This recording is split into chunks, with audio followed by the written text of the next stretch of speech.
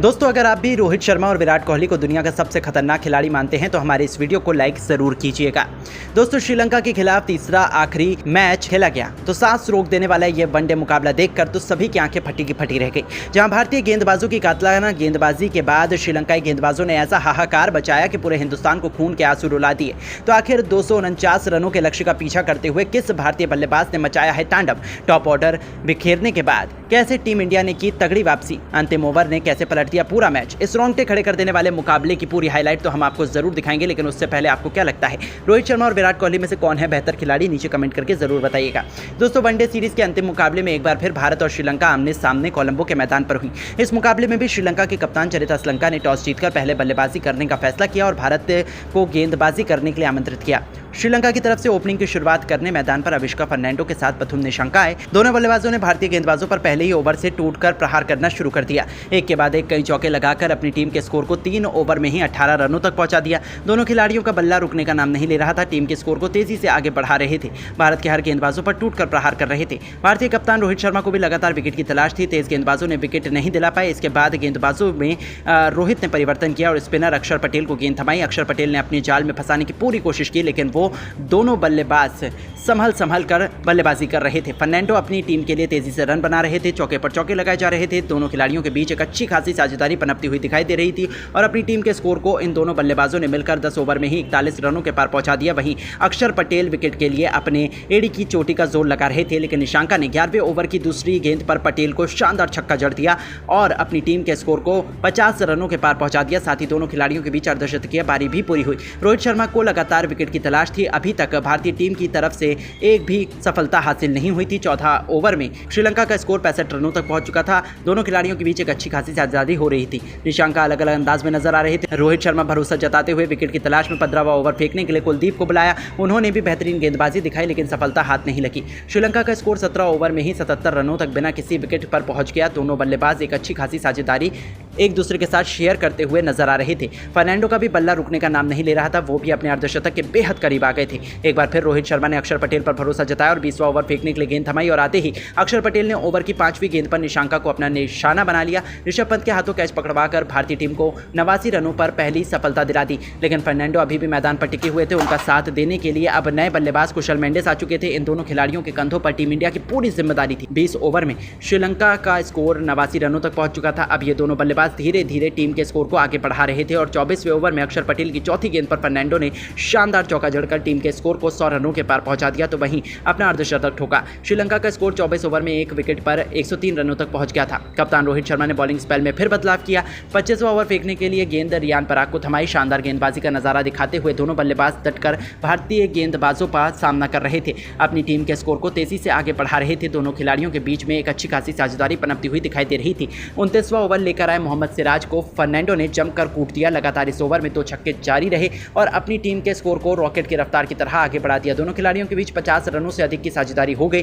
धीरे धीरे श्रीलंका का स्कोर 34 ओवर में 159 रनों तक पहुंच गया। भारतीय कप्तान रोहित शर्मा को विकेट की तलाश थी। 36 ओवर फेंकने के लिए एक बार फिर रियान पराग को रोहित शर्मा ने बुलाया और इस बार रियान ने अपने ओवर की तीसरी गेंद पर फर्नांडो को 96 रन के स्कोर पर पवेलियन का रास्ता दिखाकर भारतीय टीम को सबसे बड़ी सफलता दिला दी और श्रीलंका को 171 रनों के स्कोर पर दूसरा झटका लग गया। कुशल मेंडिस का साथ देने कप्तान चरिता असलंका आ चुके थे, लेकिन ये भी रियान पराग की फिरकी के आगे मैदान पर नहीं टिक सके। अपनी टीम के लिए केवल 10 रनों का योगदान देकर पवेलियन लौट गए और भारतीय टीम को तीसरी सफलता 38 ओवर में 183 रनों के स्कोर पर मिल गई। मेंडिस का साथ देने अब सदीरा समर विक्रमा आ चुके थे, लेकिन वॉशिंगटन सुंदर और मोहम्मद सिराज के आगे समर विक्रमा और लियांगे टिक नहीं सके और लंका के 5 बल्लेबाज केवल 197 रनों पर पवेलियन लौट गए। वहीं जब 42वां ओवर लेकर आए एक बार फिर रियान पराग ने इस बार वेल्लागे को अपना शिकार बना लिया और 199 के स्कोर पर श्रीलंका के 6 बल्लेबाज पवेलियन लौट गए। लेकिन कुशल मेंडिस ने अपनी टीम के स्कोर को रॉकेट की तरह आगे बढ़ाया और 200 के पास तेजी से लेके गए। उन्होंने अपना अर्धशतक भी ठोक दिया, लेकिन कुलदीप यादव के शिकार हो गए।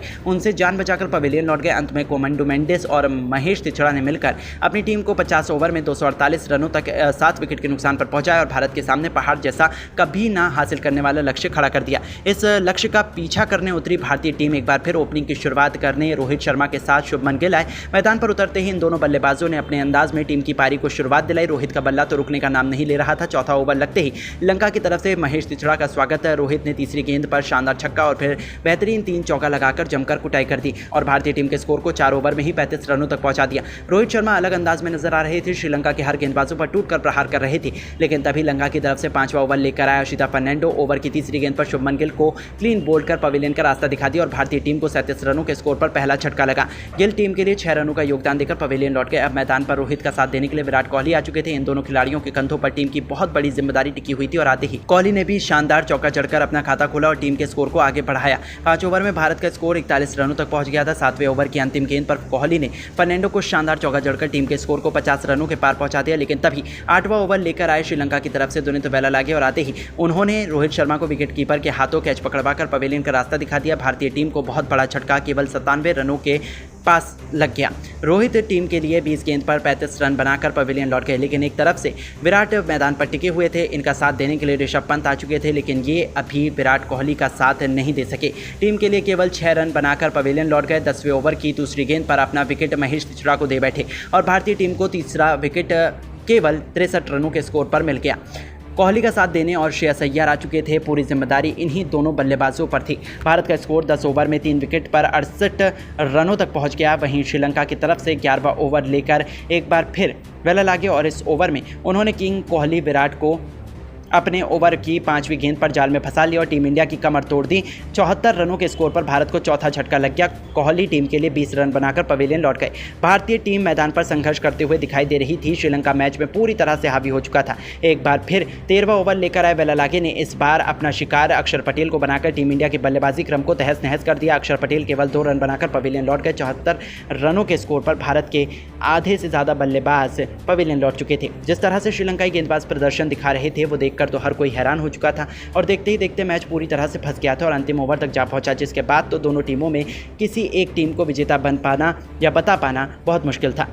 लेकिन दोस्तों, अब आपको क्या लगता है, रोहित शर्मा, महेंद्र सिंह धोनी और सूर्य कुमार यादव में से कौन है बेहतर कप्तान? नीचे कमेंट करके जरूर बताइए। दोस्तों, जैसा कि आपको पता है, भारत और श्रीलंका के बीच वनडे सीरीज खेली जा रही है, जिसका पहला मैच टाई हो गया था। तो वहीं दूसरे मैच में भारतीय टीम को 32 रन से हार का सामना करना पड़ा था। ऐसे में आज तीसरा मैच खेला गया, जहां पर इस मैच में भारतीय टीम ने एक बार फिर से टॉस हारकर अब पहले गेंदबाजी करते हुए श्रीलंका की टीम को 50 ओवर में 248 रन 7 विकेट के नुकसान पर रोक दिया। हालांकि इसका पीछा करने के लिए आई भारतीय टीम की शुरुआत काफी ज्यादा खराब रही थी, जहां पर भारतीय टीम सिर्फ 16 ओवर के अंदर मात्र 100 रन के अंदर 7 विकेट दे चुकी थी, जिसके चलते भारतीय टीम को इस मैच में दिक्कत का सामना करना पड़ा और भारतीय टीम लगातार 10 सीरीज में मिली जीत के बाद आखिरकार इस वनडे सीरीज के अंतिम मैच को हार कर सीरीज को भी गंवा बैठी।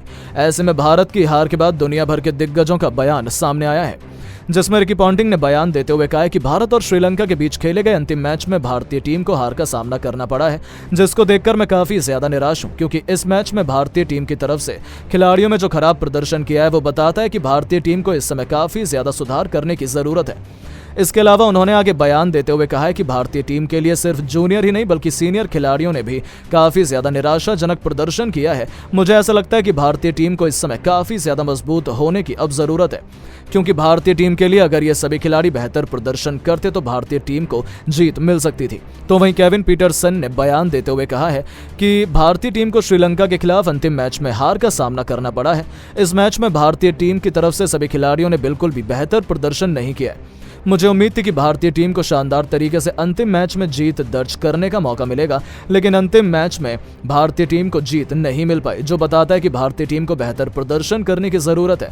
इसके अलावा उन्होंने आगे बयान देते हुए कहा है कि भारतीय टीम के पास में काफी ज्यादा बेहतरीन खिलाड़ी मौजूद हैं, लेकिन मुझे लगता है कि भारतीय टीम को इस समय काफी ज्यादा सुधार करने की जरूरत है, क्योंकि चैंपियंस ट्रॉफी 2024 के लिए भारतीय टीम चुनौती पेश कर सकती है। तो वहीं सुनील गावस्कर ने बयान देते हुए कहा है कि भारतीय टीम श्रीलंका के खिलाफ अंतिम मैच में हार का सामना उन्हें करना पड़ा है। इस मैच में भारतीय टीम की तरफ से कोई भी खिलाड़ी बेहतर प्रदर्शन नहीं कर पाया है। आज के दिन रोहित शर्मा और विराट कोहली ने तो काफी ज्यादा खराब बल्लेबाजी की है, साथ में बल्लेबाजों ने बाकी काफी ज्यादा निराशाजनक प्रदर्शन किया है। मुझे ऐसा लगता है कि भारतीय टीम को पूरी तरीके से बदलाव के साथ बेहतर प्रदर्शन करना पड़ेगा। इसके अलावा उन्होंने आगे बयान देते हुए कहा है कि भारतीय टीम अगर किसी तरीके से खराब प्रदर्शन करती रही तो भारतीय टीम को आने वाले समय में और भी ज्यादा दिक्कत का सामना करना पड़ेगा और भारतीय टीम दुनिया की सबसे खराब टीम भी अब बन सकती है। तो वहीं शोएब अख्तर ने बयान देते हुए कहा है कि भारतीय टीम को श्रीलंका के खिलाफ अंतिम मैच में दिक्कत का सामना करना पड़ा है। हालांकि भारतीय टीम की तरफ से अगर सभी खिलाड़ी बेहतर प्रदर्शन करते तो शायद भारतीय टीम को सीरीज में बराबरी करने का मौका मिलता, लेकिन आज ऐसा बिल्कुल भी नहीं हो पाया है। इसके अलावा उन्होंने आगे बयान देते हुए कहा है कि भारतीय टीम के लिए इस मैच में एक बार फिर से रोहित शर्मा और विराट कोहली के ऊपर काफी ज्यादा उम्मीद थी, लेकिन दोनों बल्लेबाजों ने इस मैच में कुछ खास कमाल नहीं किया।